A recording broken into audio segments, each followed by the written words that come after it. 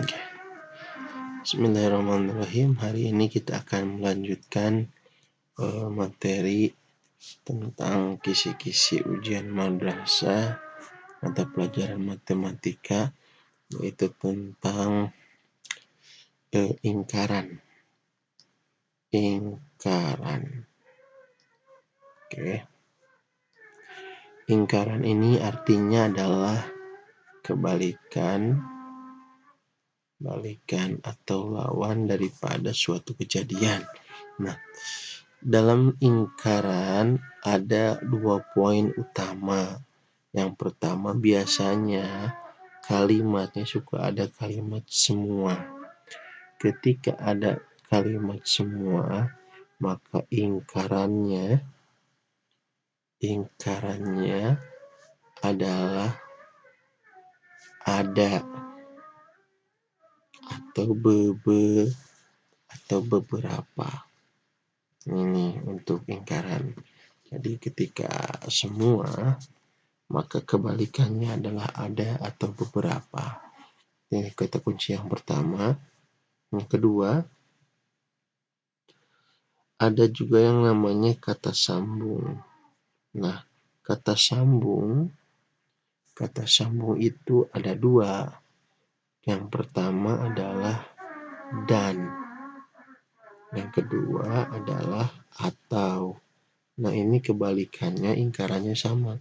Ketika dan, maka ingkarannya adalah atau. Ketika atau, ingkarannya adalah dan. Oke, jadi cukup dipahami ya. Jadi ada 2 poin. Yang pertama adalah ketika semua, maka ingkarannya adalah ada atau beberapa. Kemudian untuk kata sambung, ketika kata sambungnya dan, maka ingkarannya adalah atau, dan ketika atau adalah dan. Oke. Kita kasih contoh. Misalnya adalah seperti ini misalnya.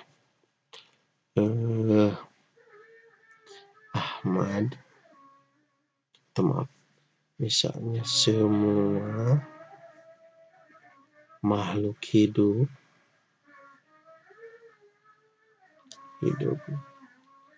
memerlukan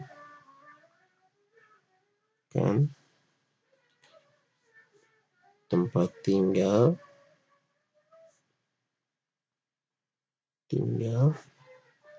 dan makanan. Nah, ini adalah sebuah pernyataan dari sebuah kalimat.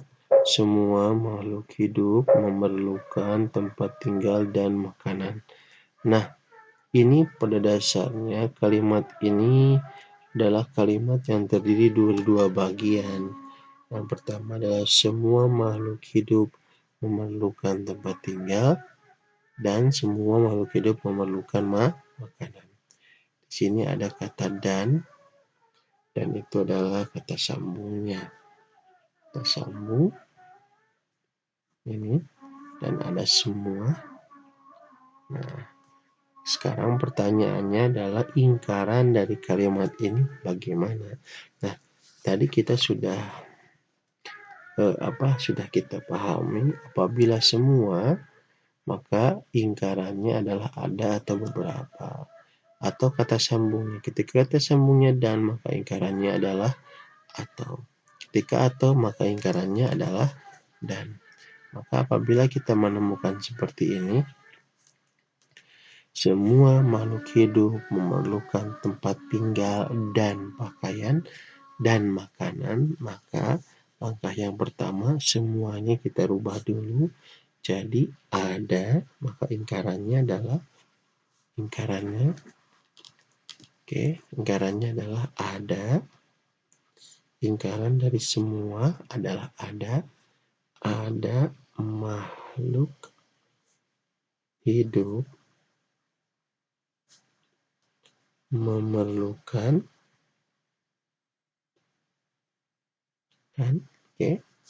tempat tinggal, masih sama tinggal. Nah, ini dan ini nih kita rubah jadi tinggal atau. Makanan. Jadi ini sudah kita rubah menjadi ingkaran. Ada makhluk hidup memerlukan tempat tinggal atau makanan. Nah, jadi kata kuncinya kalau kita mau membuat ingkaran, ketika ingkarannya diawali dengan semua, maka ingkarannya adalah ada atau beberapa. Ketika dan, maka ingkarannya adalah atau. Ataupun sebaliknya, ketika atau, maka ingkarannya adalah dan. Sini ketika ada, maka sini ingkarannya adalah semua. Jadi itu ya, untuk ingkaran seperti itu. Nah, sekarang bagaimana aplikasinya apabila kita menemukan soal yang bentuknya adalah premis. Premis itu adalah pernyataan-pernyataan.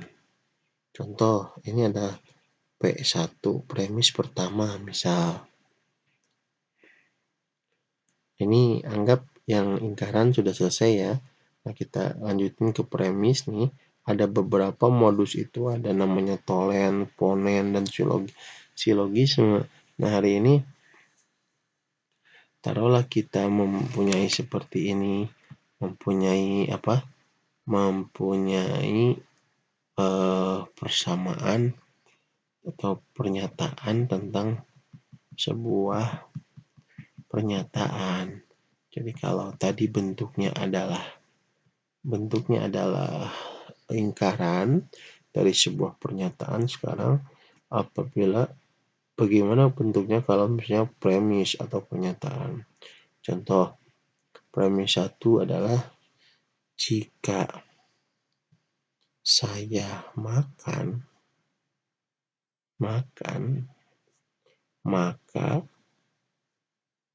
saya akan kenyang. Oke, ini premis pertama. Jika saya makan, maka saya akan kenyang. Premis kedua adalah jika saya kenyang,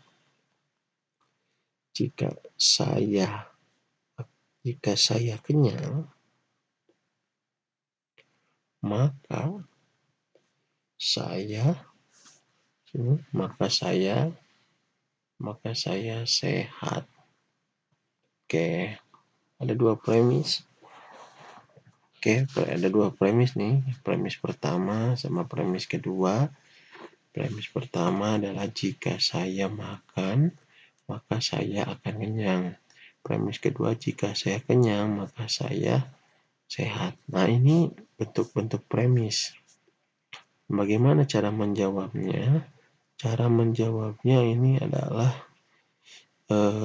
termasuk premis yang bertipe silogisme. Jadi premis itu nanti boleh cari sama teman-teman, itu ada 3 ya, ada silogisme, ada ponens, ada tolens. Untuk contoh ini kita ngambil silogisme. Untuk silogisme itu rumusnya adalah P maka Q maka R. Maka kesimpulannya adalah P maka R. Jadi Q karena Q-nya sama dicoret. Nah, jadi ketika di sini premis yang pertama jika saya makan, maka saya kenyang. Ini jika saya makan, ini P. Maka saya akan kenyang, ini Q. Oke, yang kedua, jika saya kenyang, ini Q. Maka saya sehat, ini R. Maka kesimpulannya dengan menggunakan penarikan kesimpulan dengan silogisme, ketika P maka Q maka R, maka P maka R. Maka kesimpulannya titik 3. Sekarang kita cari P, berarti jika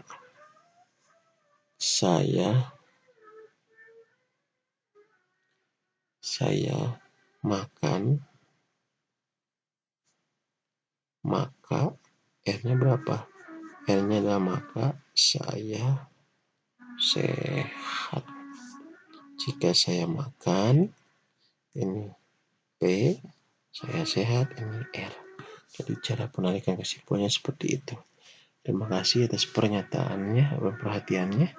Mudah-mudahan dapat dipahami. Wassalamualaikum warahmatullahi wabarakatuh.